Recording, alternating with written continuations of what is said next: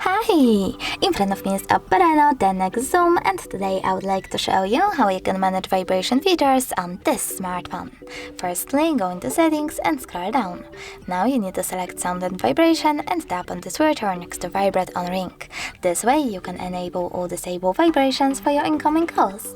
You can also tap on the switcher next to Vibrate on Silent to enable or disable vibrations while your device is muted. Then click on Vibration Intensity and swipe left or right to adjust intensity of vibrations for incoming calls and touch once. When you're ready, go back, scroll down and tap on Ringtone. Now tap on Vibration and select one of those vibration patterns by tapping on the best one for you and going back.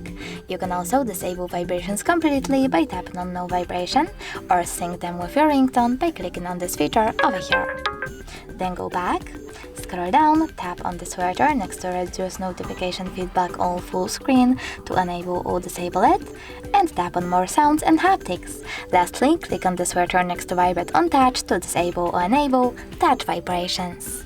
Thanks so much for watching. If you enjoyed this video, smash that like button, comment and definitely subscribe. Bye!